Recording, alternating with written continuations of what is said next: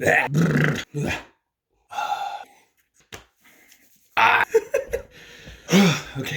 Okay. I think I can do this. Top of week 8 in self-isolation or quarantine or whatever anybody wants to call it. And I gotta say, I'm a little disappointed in people that I consider to be friends or even just chill acquaintances. Everybody seems to be spreading a lot of fear. Fear is okay. There's rational fear, there's irrational fear, and using this as an opportunity to exploit your ability to shame somebody because they're afraid of something doesn't actually make you a good person. So what I wanted to do is start making a couple videos to cover a few things about the reality of COVID-19 and what it means to us everywhere as a species. For people watching this that don't know who I am, I live in Asheville, North Carolina, and our governor lifted a stay-at-home order this past Friday, which inspired a lot of businesses to hang shower curtains in front of their registers and open their doors like everything was hunky-dory, back to normal. The streets to be crowded with people not wearing any personal protective equipment at all whatsoever, practicing absolutely no safe social distancing or precautions in general. These things are not okay. And it's not about fear, it's about consideration for other people's health, safety, and well-being. Whether you think the government is responsible for this, the media sensationalizing this, blowing us out of proportion, that social media is driving people into dramatic places where they usually wouldn't go, perpetuating this chaos, pandemonium, whatever it is. There are facts, and I'm not seeing a lot of facts circulating, so I wanted to make a few videos to talk about the facts. So this first video is about something that really acts as like an explanation behind why it's totally okay to go into public wearing personal protective equipment, whether it's a face mask or gloves, whatever actions you take. So I'm gonna make 4 videos. This first video is about the contagiousness of COVID-19, just the reality about how COVID-19 lines up against some other well-known viruses and diseases. And in order to get an understanding of how contagious a disease is, in epidemiology they have a term called R Naught, and it's expressed like this. An R Naught is a mathematical expression that denotes how contagious an infectious disease is. And in order to find the R Naught, there is a specific process that epidemiologists use. And we're going to go over that because I think it's cool. So we're going to use a few examples. I'm just going to call them A, B, C, and D. I've gathered this information on my own. I'm not an expert. I'm not going to pretend to be an expert. I don't even work in the healthcare field. I've gathered this information from healthcare experts, and I'm going to provide some links with this video so that you can verify all the information that I'm going to give you. So let's start with infectious disease A. So here's infectious disease A. In order to find the R Naught, or the contagiousness of an infectious disease, we have to take the number of new cases and divide it by the number of existing cases. And 4 people have disease A. And let's say we come back at some point in the future, which, disclaimer, the way that they track these different diseases require tracking for different amounts of time. So let's say this one only exists for a few weeks. It's only contagious for a few weeks. So let's just say that this one here is just for the sake of whatever is a couple weeks. They come back and they check on it in a couple weeks and they see that this person gave it to one person and this person gave it to another person, and these 2 people didn't give it to anybody, and it just died inside of their body. So for infectious disease A, the R Naught is expressed as 2 new cases over 4 existing cases, which means that it has an R Naught value of 0.5.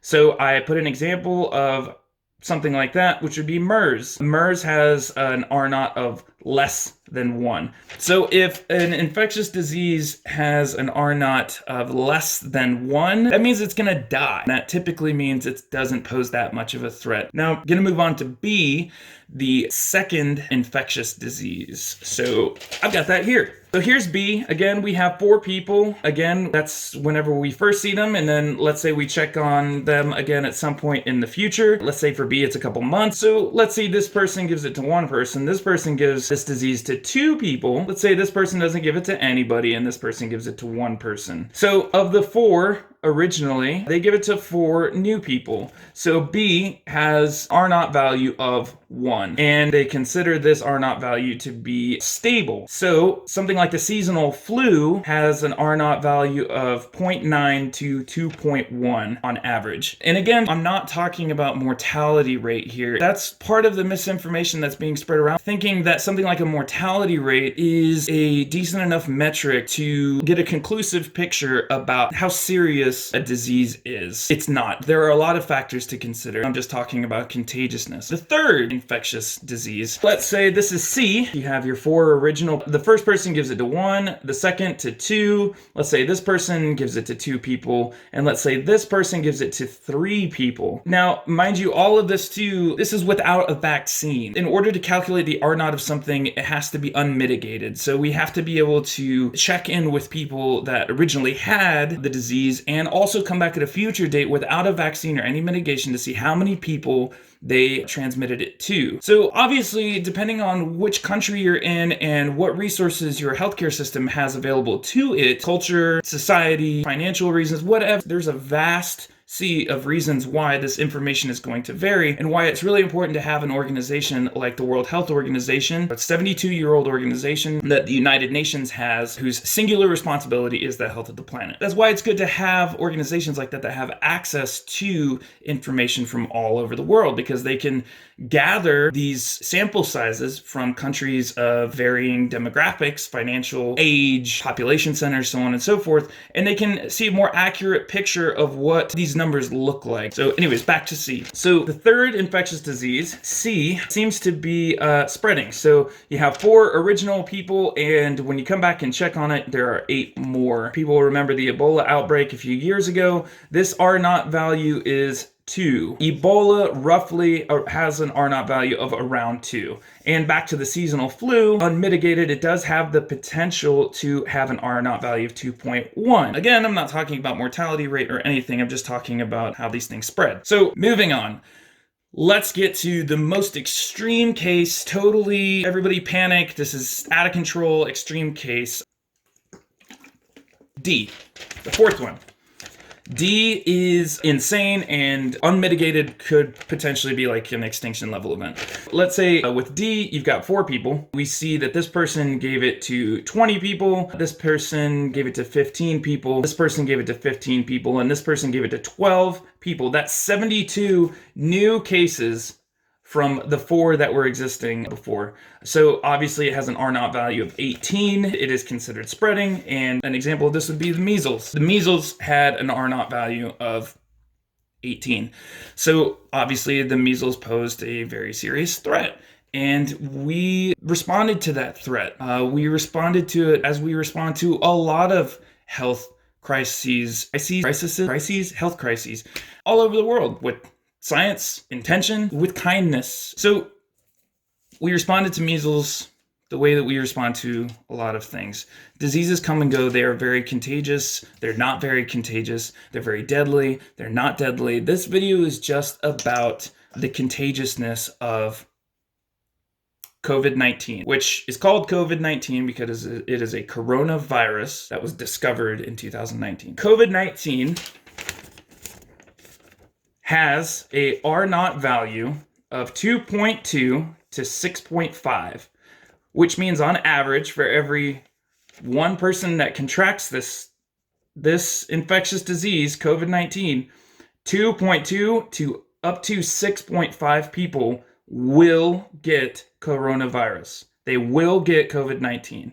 To give you kind of like a idea of what that means, with HIV, AIDS, R naught value of 2 to 5, and smallpox has an R naught value of 3.5 to 6. Honestly, smallpox is actually less contagious than coronavirus. AIDS, less contagious than coronavirus, than COVID-19. This is the science. Smallpox is not as contagious as coronavirus. And again, this is unmitigated. This is if everybody walked around without masks and didn't use gloves, sanitize, anything, just walked around and allow this thing to just run its course, regardless of temperature, season, just in the natural conditions. Smallpox is not as contagious as coronavirus is.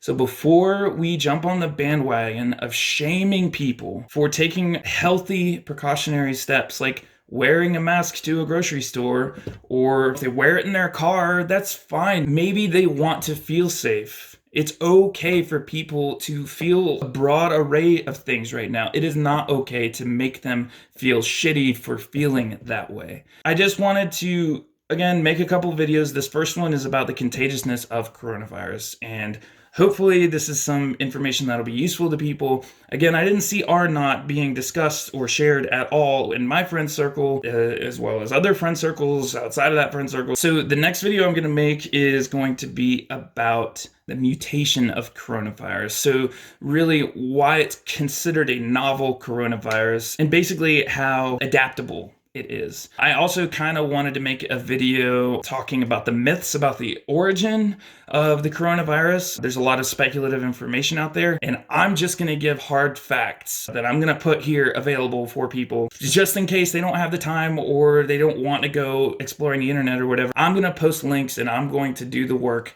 for people because it's the absolute least thing that I can do. I'm trapped in here. I'm going. Yeah, so the next video I want to talk about the mutation and adaptability of COVID-19. I hope this has been informative, and I hope that these videos could offer somewhat of a realistic idea of what we're all dealing with, all of us. And I really hope that this has as big a positive impact as it can. So yeah, see you next time.